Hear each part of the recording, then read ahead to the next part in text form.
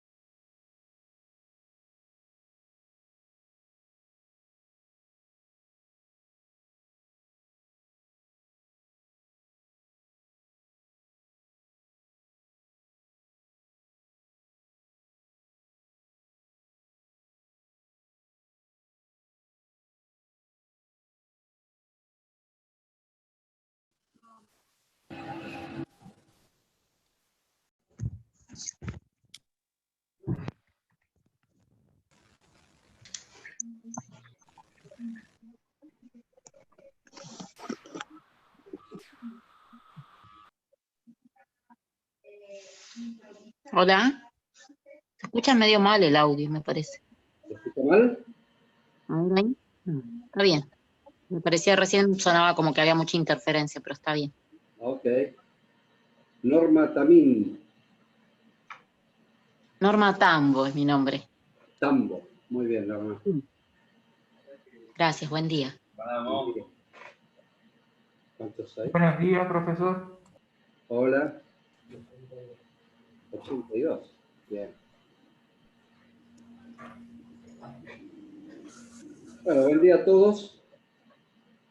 Hoy vamos a hacer la parte de ocultación y si queda tiempo en la segunda hora, les voy a repasar todo lo que es inspección, palpación, percusión, para que les quede bien claro este fin de semana y puedan tratar de ejercer la percusión. Les voy a dar bien los pasos de la percusión, lo que es timpanismo, sonoridad y nitidez.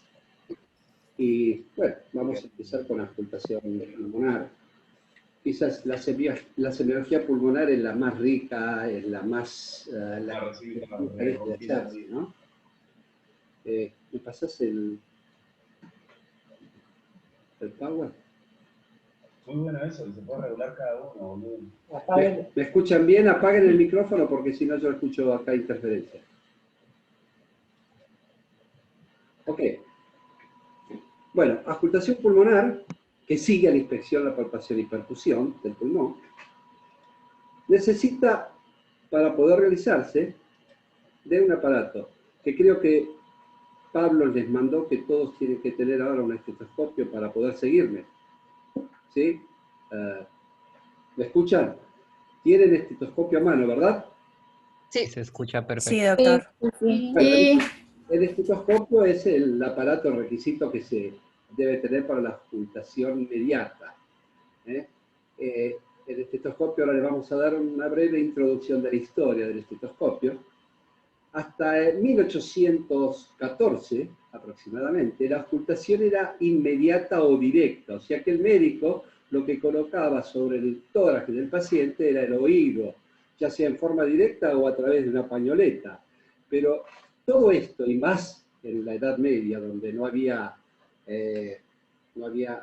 agua corriente, no había un aseo correcto, el pobre médico debía sufrir todos los olores que el paciente tenía. No solamente eso, sino que también tenía que luchar contra el pudor cuando se encontraban con mujeres en la cual debía apoyar su oreja sobre el pecho o sobre la espalda. Todo eso valió que un médico francés,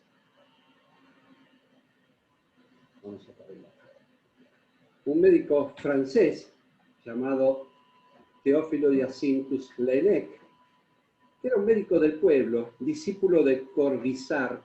Corvisart era el médico de Napoleón. ¿Y sabe lo que decía Napoleón de la medicina? Que él no creía en la medicina, él creía en Corvisart, que era su médico. Corvisart fue el maestro de Laennec, y Laennec asistía al hospital de la Salpêtrière todos los días. Para ir al hospital debía cruzar un jardín, el jardín de las Tullerías, donde siempre había chicos que estaban jugando y que en un momento cuando pasaba por ese lugar vio que había dos chicos que estaban jugando en un árbol que estaba caído y ahuecado, y uno de un extremo hablaba y el otro escuchaba del otro extremo. Y entonces ahí se le ocurrió, iba a haber una paciente que era una mujer, una paciente obesa con senos prominentes, y sentía pudor de apoyar su oreja para ocultar el corazón o el pulmón, y él lo que hacía era, hacía con un papel, hacía un tubito, y apoyaba a través del tubo de papel sobre el tórax, y hacía una ocultación no inmediata, sino mediata. En base entonces a lo que les digo que vio jugando estos chicos en el Jardín de las Tullerías, y dio este estetoscopio, y fue el primer estetoscopio fabricado de madera y cedro, y que es la invención del Laennec.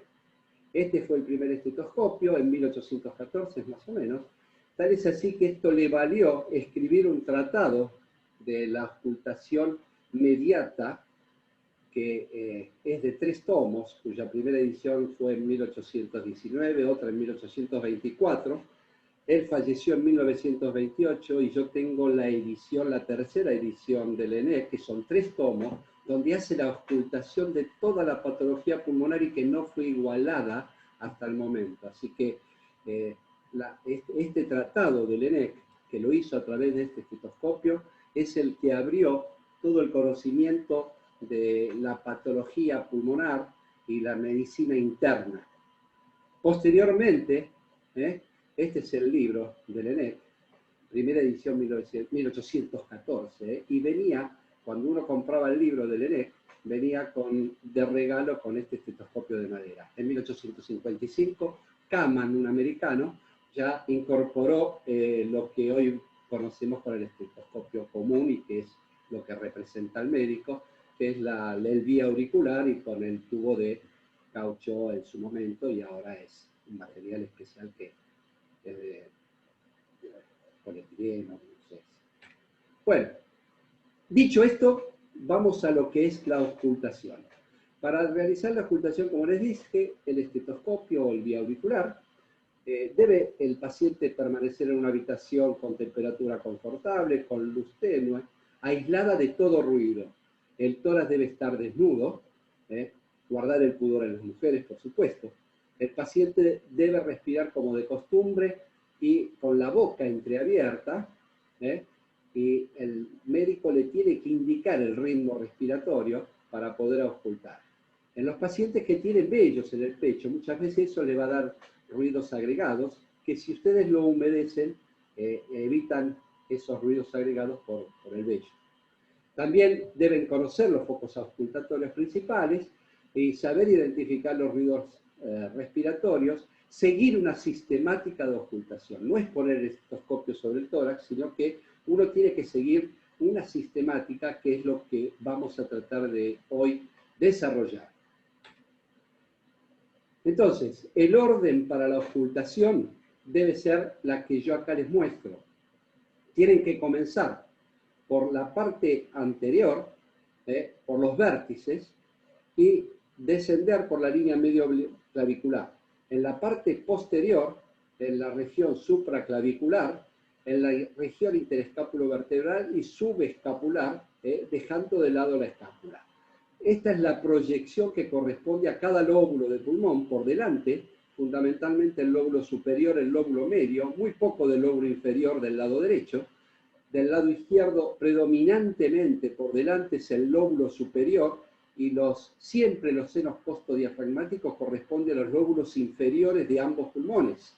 Por detrás, fundamentalmente lo que corresponde topográficamente a la proyección del lóbulo superior del lado izquierdo y del lado derecho, y la gran mayoría de lo que ustedes auscultan por la parte posterior corresponde a los lóbulos inferiores. Acá tenemos lo que es la auscultación. Vamos a definir ahora los 3 ruidos respiratorios normales. El pasaje de aire a través de toda la vía respiratoria genera una turbulencia. Esa turbulencia genera un ruido, y esos ruidos respiratorios son normalmente característicos de acuerdo a dónde ustedes colocan el estetoscopio. Si ustedes colocan el estetoscopio en ambos campos pulmonares, van a tener el murmullo vesicular. En la región interescápulo-vertebral y en la región alta y posterior, en la nuca aproximadamente, van a tener el soplo laringotraqueal o la respiración glótica, más, como la vamos a llamar de ahora en más. En la región interescápulo-vertebral, la respiración broncovesicular, y en los campos pulmonares, la respiración vesicular. Por delante, sobre la región de la laringe, la respiración glótica, y por debajo de ambas clavículas y más del lado derecho, la respiración broncovesicular. Y en ambos campos pulmonares, la respiración vesicular. Ahora vamos a ver cada una de estas respiraciones normales, y también la vamos a ocultar, cómo se diferencian. En la región de la axila, acá tienen la proyección que nunca deben tampoco dejar de ocultar, porque el lóbulo medio en la axila derecha es donde se proyecta, no se proyecta ni por detrás ni por delante. Si hay una patología del lóbulo medio, la tienen que buscar en la región axilar. En esta zona, este es el lóbulo medio, este es el lóbulo superior, y este es el lóbulo inferior, como le dije hacia atrás, que es la máxima expresión topográfica de esta parte del pulmón. Y así tenemos entonces los tres tipos de ruidos respiratorios normales. La respiración, acá dice brónquica, no es brónquica, es una respiración glótica porque está generado en el pasaje del aire a través de las cuerdas vocales. Por eso se llama respiración glótica. Ustedes la van a encontrar en los libros como respiración brónquica, respiración traqueal. No es generada ni en la tráquea ni en los bronquios, es generada en las cuerdas vocales, y por eso de ahora en más la vamos a llamar respiración glótica. El murmullo vesicular está generado, como les dije, en ambos campos pulmonares. Y la respiración broncovesicular está generada en las grandes vías aéreas. Esta sí es generada en los bronquios fuentes, en la tráquea, en los grandes bronquios. Esta es la respiración broncovesicular. Vamos a ver cada una de ellas, cómo se expresa a través de la inspiración y la expiración. En la respiración, en el murmullo vesicular, la inspiración es prolongada respecto a la expiración, que apenas se escucha. Cuando ustedes escuchan el tiempo inspiratorio mayor que el expiratorio, es el murmullo vesicular. Acuérdense que la inspiración es un mecanismo activo, en la cual el músculo inspiratorio más importante, como ustedes saben, es el diafragma.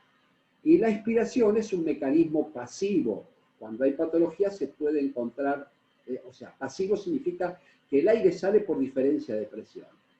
No interviene, no gasta energía, excepto cuando hay alguna patología, por ejemplo, que produce la constricción del bronquiolo respiratorio, como en el asma, en la cual la expiración se hace activa e intervienen los músculos expiratorios. Entonces, repito, murmullo vesicular, inspiración prolongada, y apenas se escucha la expiración.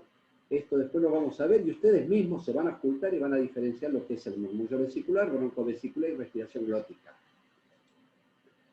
El broncovesicular, ¿cómo se diferencia del murmullo vesicular? Que el tiempo inspiratorio es igual al tiempo expiratorio.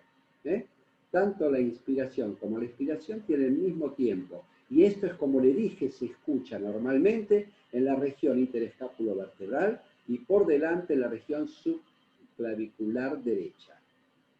Y por último, la respiración glótica, que si ustedes colocan el estetoscopio sobre la laringe, van a encontrar una inspiración y una expiración más larga que la inspiración, y a veces un hiato entre inspiración y expiración.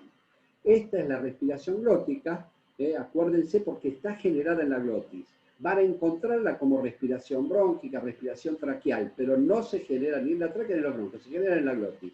Es el pasaje del aire y la turbulencia que hace al pasar por las cuerdas vocales.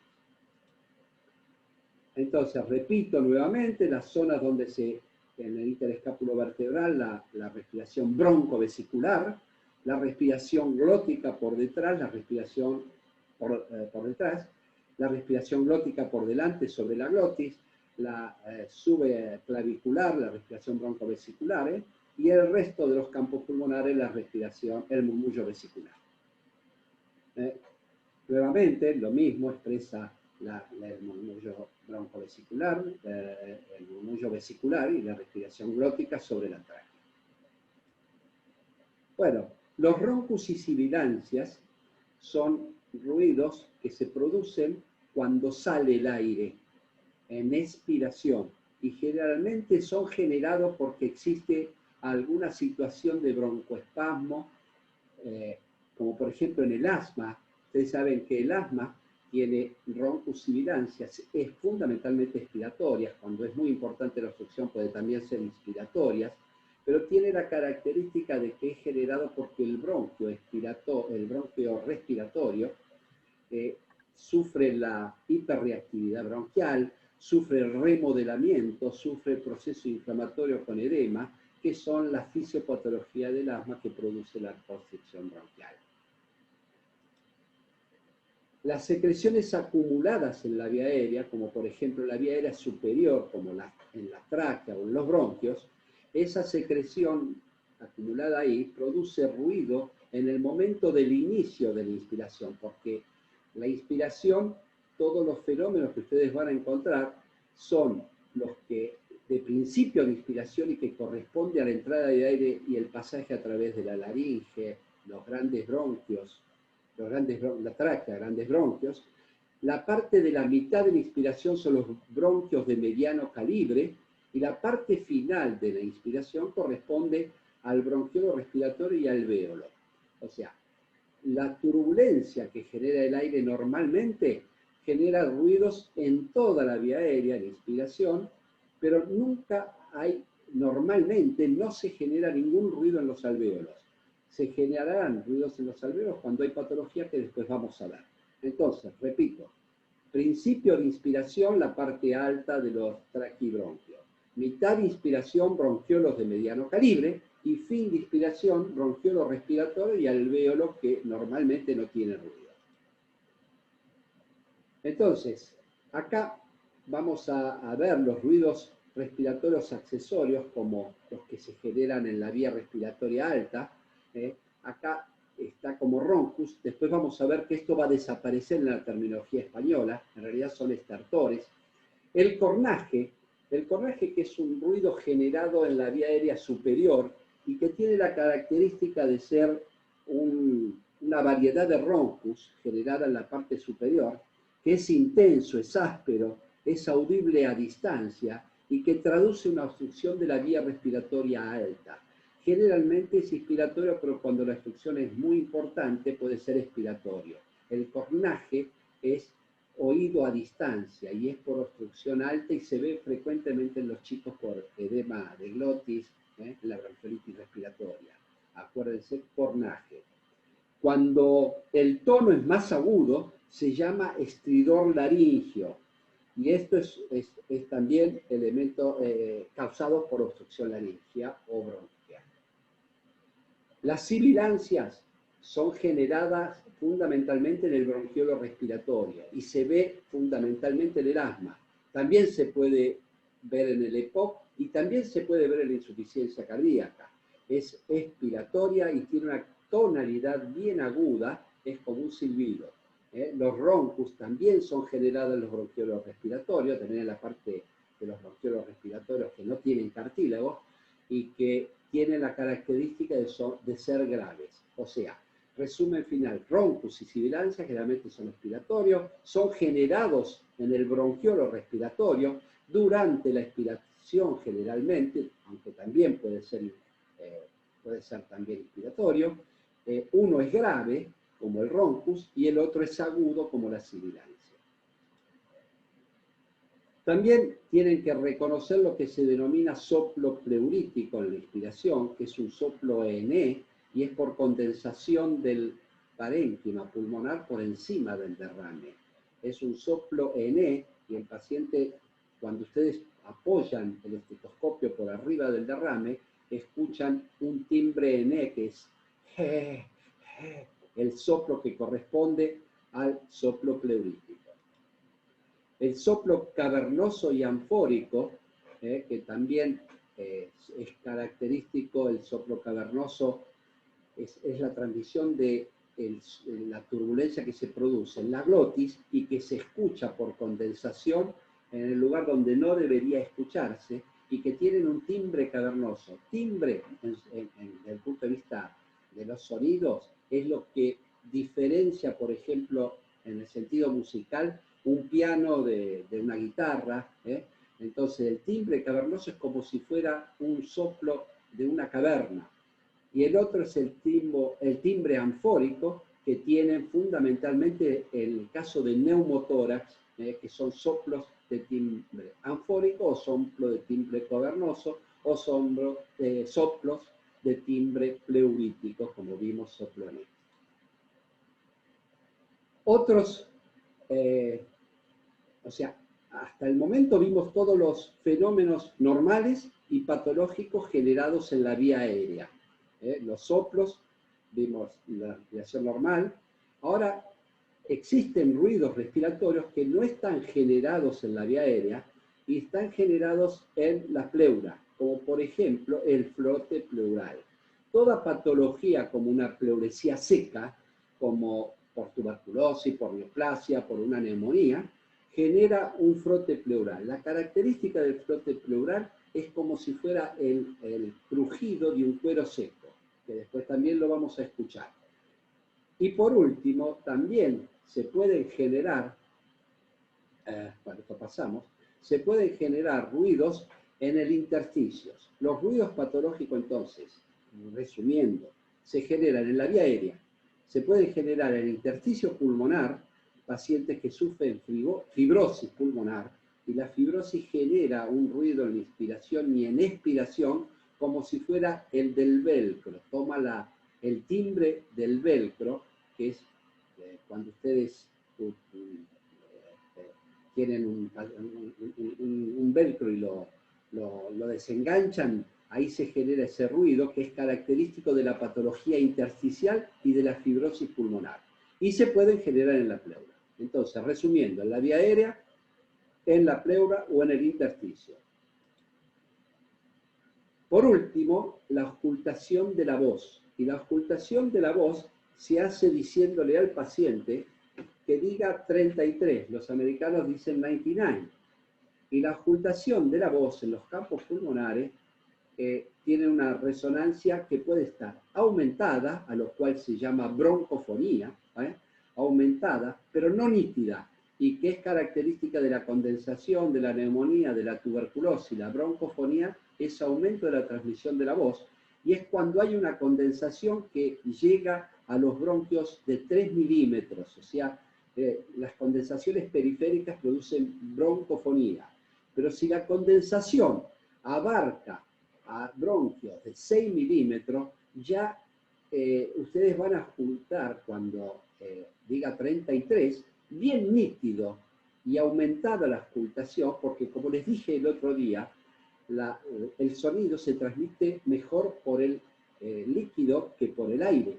Por lo tanto, en pacientes que tienen una neumonía con bronquio abierto, van a tener aumento de la transmisión de la voz, broncofonía, y aumento de la transmisión de la voz nítida cuando está afectado los bronquios de 6 milímetros, y se llama pectoriloquia.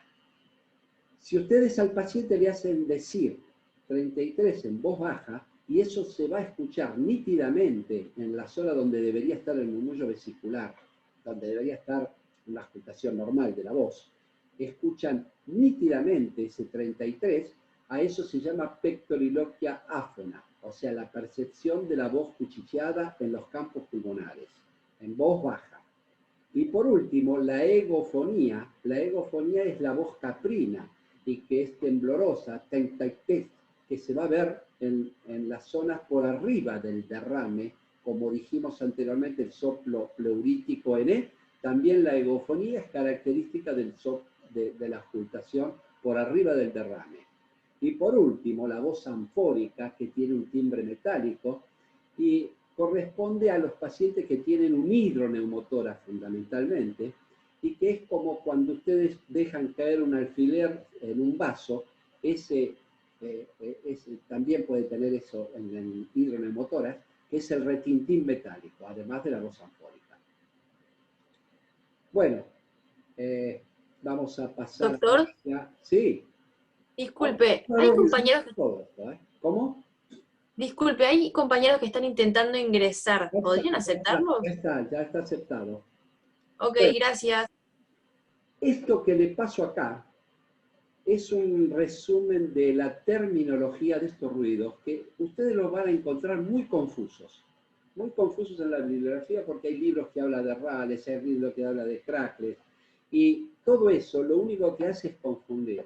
¿Por qué? Porque son tres terminologías y cada uno utiliza su terminología. Por ejemplo, la terminología original del ENEC, o sea, la terminología francesa, hablaba de rales, y que la terminología inglesa la llama crackles. Entonces ustedes van a encontrar en los libros que hablan de crackles, hablan de rales. Bueno, esa es terminología francesa e inglesa. Nosotros vamos a focalizarnos en la terminología española, ¿eh? Entonces, lo que los ingleses llaman rales, llaman crackles, los franceses llaman rales, nosotros los vamos a llamar estertores finos, y que los estertores generalmente son inspiratorios. Lo que ellos llaman rales húmedos, o crackles también los franceses gruesos, nosotros los vamos a llamar estertores gruesos inspiratorios. Y así los franceses llaman rales con sibilantes, los ingleses wheezing, que son de tonalidad aguda y son generalmente expiratorios, nosotros los vamos a llamar sibilancias. Y por último, los rales que son sonoros, graves, que los llaman los franceses, que los llamó Lené, roncus o wheezing de baja tonalidad, en realidad alta tonalidad, de baja tonalidad, son graves, nosotros lo vamos a llamar roncus. Entonces, acá tenemos la terminología que ahora en más nosotros vamos a utilizar. Olvídense de los crackles, de los rales, porque eso es lo único que lleva esa confusión. Nosotros en español vamos a utilizar estertores en la inspiración, sibilancias y roncus en la expiración. Sé que por el momento es confuso, pero yo les voy a dar un resumen de esto para que les quede bien claro. Entonces, resumiendo, fíjense, los ruidos generados por el pasaje de aire en la vía aérea normales son respiración glótica, también llamada traqueobronquial, pero que no se produce en la tráquea ni en los bronquios, sino en la glotis, respiración broncovesicular y murmullo vesicular. Estos son los ruidos normales. Si ustedes identifican eso en un paciente, no hay patología. O sea, un paciente que ustedes le encuentran un murmullo vesicular, 95% de posibilidades que no tenga una neumonía. Y los ruidos patológicos, llamados adventiciales, pueden ser de la vía aérea, pueden ser del intersticio o pueden ser de la pleura. Este es el resumen de toda la auscultación. Pueden ser de la vía aérea, del intersticio y la pleura. Ahora vamos a pasar los que son generados en la vía aérea. Los expiratorios, los generados durante la expiración, que como les dije, son generados por la obstrucción a la salida de aire del bronquiolo respiratorio, pueden ser de tonalidad aguda y se llaman sibilancias. Y esto traduce broncoespasmo. O pueden ser de tonalidad grave, y que también son generados en el bronquiolo respiratorio durante la expiración por broncoespasmo, pero tienen una tonalidad grave y se llaman roncus. Entonces, tanto los roncus y sibilancias lo que traducen es broncoespasmo y son generados fundamentalmente en la expiración, aunque cuando la obstrucción es muy severa también pueden ocultarse en la inspiración. Y tienen la característica de que estos roncus y sibilancias generados en la expiración, en el bronquiolo respiratorio cuando sale el aire, estos son modificables con la tos y pueden hallarse también, como les dije, en ambas fases respiratorias. Son continuos expiratorios, roncus y sibilancia. Sibilancia agudo, roncus grave. ¿Cuáles son los inspiratorios? Intermitentes expiratorios. Pueden ser de principio de inspiración, lo que está traduciendo que es cuando entre el aire. Nos estamos quedando sin tiempo, igual vamos a seguir porque esto lo vamos a ver la parte práctica. En principio de inspiración, y que generalmente es por el movimiento de secreciones en la parte alta de la vía aérea, y esto es lo que van a escuchar más comúnmente los pacientes con bronquitis aguda, con traqueitis, son estertores a burbujas grandes. A esto se llama entonces de principio de inspiración estertores a burbujas. Si están generados en la mitad de la inspiración, que es cuando el aire pasa por los bronquios de mediano calibre, entonces generalmente las causas son las bronquiectasias. Las bronquiectasias son dilataciones bronquiales, que pueden ser de origen congénitos o secundario a una patología pulmonar. Antes se veía frecuentemente después de una tuberculosis, se puede ver después de una neumonitis arampionosa, que el paciente queda con bronquiectasia por toda la vida, y generan secreciones con infecciones a repetición de tipo importantes, muchas veces por pseudomonas. Y son estertores a burbuja mediana y que están en mitad de inspiración. O sea, estamos hablando de la inspiración y estamos hablando de los estertores. Y los más importantes quizás para mí, que son los de fin de inspiración, son que lo van a encontrar todos los días los pacientes que están acá hospitalizados mucho tiempo en cama, son los SNAP o estertores por despegamiento, porque la base pulmonar, al estar acostado no ventila bien, se pegan los alvéolos y ustedes cuando lo auscultan escuchan estertores de fin de inspiración que se llama por despegamiento. Pero si esos estertores no desaparecen después de toser, después de varias respiraciones profundas, a ese estertor se llama crepitante. El de fin de inspiración es crepitante. No se modifica con la tos y además traduce que hay líquido en el alvéolo. Ese líquido en el alvéolo puede ser por una hemorragia alveolar, sangre, puede ser por una neumonía. La neumonía característicamente tiene estertores de fin de inspiración que se llama estertores crepitante y es generado por el pus en el alvéolo, infección, y la insuficiencia cardíaca en las bases pulmonares, también estertores de fin de inspiración que se llaman crepitantes. El estertor de principio de inspiración y mitad de inspiración es moco en la vía aérea, en las grandes vías aéreas de principio de inspiración o en la vía aérea de mediano calibre, la mitad de inspiración, se modifican con la tos, porque es el moco que usted hace toser al paciente y varían la tonalidad. El de fin de inspiración en el alvéolo no se modifica con la tos y traduce o una hemorragia, una neumonía o insuficiencia cardíaca. Acá tienen todos los que le dije en una página. En una página tienen los pasos que ustedes tienen que seguir en la auscultación. Son 5 pasos. La auscultación debe ser sistemática, tiene que tener un ordenamiento para poder realizarse como corresponde. No hay que poner el estetoscopio así y ver qué pasa, sino lo que tienen que hacer es conscientemente ir a buscar paso por paso y ordenadamente. El primer paso, cuando ustedes ponen un estetoscopio sobre un tórax, es reconocer la entrada de aire. Entra aire en los dos campos pulmonares. Entonces ustedes lo que dicen es buena entrada de aire en ambos campos pulmonares. El segundo paso es lo que le dije, reconocer el tipo de respiración normal, el murmullo vesicular en los campos pulmonares, el murmullo broncovesicular en el espacio interescapulovertebral y subclavicular derecho, y la respiración glótica cuando lo colocan sobre la laringe. El tercer paso es ver si tiene ruidos agregados o adventicios. Entonces puede ser en la vía aérea, llamados canaliculares, de principio de inspiración en la bronquitis aguda, estertores a burbuja gruesa, de mitad de inspiración, estertores de mediana burbuja en las bronquiectasias, y de fin de inspiración en la hemorragia alveolar, neumonía e insuficiencia cardíaca. Los de expiración, roncus y sibilancia, que traducen broncoespasmos, los roncos de tonalidad grave, la sibilancia de tonalidad aguda. Si hay ruidos generados no en la vía aérea, en el intersticio, el velcro que traduce fibrosis pulmonar. Fibrosis pulmonar es auscultación del velcro, tanto en inspiración como en expiración. Y por último, en los casos de pleuresía seca, en caso de metástasis tumorales, en la neumonía puede producirse un frote, la neumonía por inflamación de la pleura, un frote que tiene la característica del roce del cuero. El cuarto paso es la ocultación de la voz. Le hacen decir 33 al paciente y tienen aumentada la transmisión de la voz y lo que se denomina broncofonía, cuando hay bronquio abierto y que la condensación llega a los bronquios de 3 milímetros.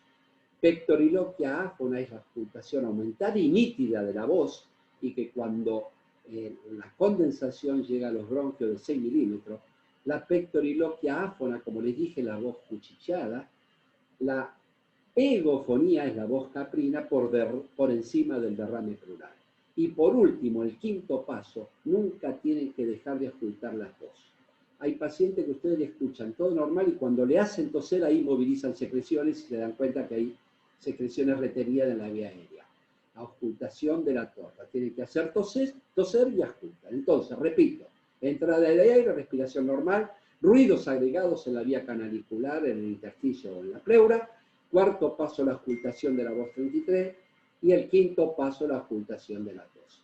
Bueno, en una segunda hora vamos a hacer todo esto práctico con el muñeco que ustedes están viendo atrás mío, que se llama Chirolita, y que si no conocen quién era Chirolita, pregúntenle a sus padres, porque ellos van a saber quién era Chirolita. Y este es el muñeco que nosotros tenemos acá atrás, y que ahora vamos a escuchar todo lo que les expliqué. Espero que en el resumen final, fíjense que eso es un resumen de 300 páginas del libro, ustedes puedan tener bien claro lo que es la ocultación. Sepan la terminología, no se confunda con crackles, rales, que eso es confuso. Utilicen la terminología española, que es estertores en inspiración, roncus y sibilancia en expiración. Estertores en inspiración, a burbuja gruesa, mediana o fina, de fin de inspiración se llaman crepitantes, esos son importantes porque no se modifican con la tos, y después los ruidos generados en el intersticio, en el ventro, ruidos generados en la pleura. La ocultación de la voz, que es la broncofonía, la pectoriloquia áfona y egofonía, y la ocultación de la tos. Si ustedes hacen sistemáticamente estos pasos, van a hacer una excelente ocultación pulmonar. Bueno, volvemos a juntarnos en 10 minutos. ¿Fue muy difícil o bastante entendible? Profesor, Fue Sí. claro. yo puedo Claro. hacer A ver, uno por vez, dale. yo puedo hacer una pregunta. Pienso. Los ruidos patológicos nosotros vamos a escuchar en el mismo lugar que escucharíamos los ruidos normales, ¿no? Claro. Primero, lo que siempre en medicina es saber qué es lo normal, que es muy difícil. Lo más difícil es determinar el paciente no tiene nada. Esto es difícil. Pero por eso les dije, siempre tienen que reconocer lo normal. Cuando no existe lo normal y encuentran algo de esto, tienen que pensar en qué patología. Lógicamente que siempre los ruidos normales, cuando son reemplazados por estos ruidos agregados. Claro. Buenísimo, muchas gracias. Ok, Enzo. ¿Alguna otra pregunta de lo que vimos? ¿Alguien más? ¿Quedó todo claro? Bueno. Estuvo Entendí buenísimo. mucho. Está muy claro. Muy Buenísimo, claro. doctor. Claro, doctor. Bueno, ahora lo vamos a ver con Chirolita todos estos ruidos. Y ustedes, si tienen el estetoscopio, también se van a autoauscultar. ¿Tienen todos el estetoscopio? A ver, quiero ver alguno con un estetoscopio. A ver. A ver qué estetoscopio tenemos. Dámelo. Martina. ¿Qué estetoscopio? Yo soy del interior y el mío quedó en Buenos Aires, así que me prestaron uno. De enfermería. Sí, señora. Ahí tienen un Littmann, tiene Cintia. Muy bien, Cintia. A ver. Perfecto, con campana y con membrana. Ustedes saben la significación de la campana y la membrana. La membrana es para los ruidos agudos, de alta tonalidad, de alta frecuencia. La campana es para los ruidos graves. ¿Qué ruidos graves en el pulmón tenemos? A ver, que alguien me conteste. Grave. En la ocultación que dijimos recién. En la expiración. Esterfinos y gruesos. En la expiración dijimos que hay dos tipos de ruidos. Roncus y sibilancia. ¿Se acuerdan? El roncus era grave y la sibilancia es bien agudo porque es un pito. Escuchan como un pito. Ese es bien agudo. Por eso ese se va a juntar mejor con membrana, porque la membrana es para los ruidos agudos, y el ronco se va a escuchar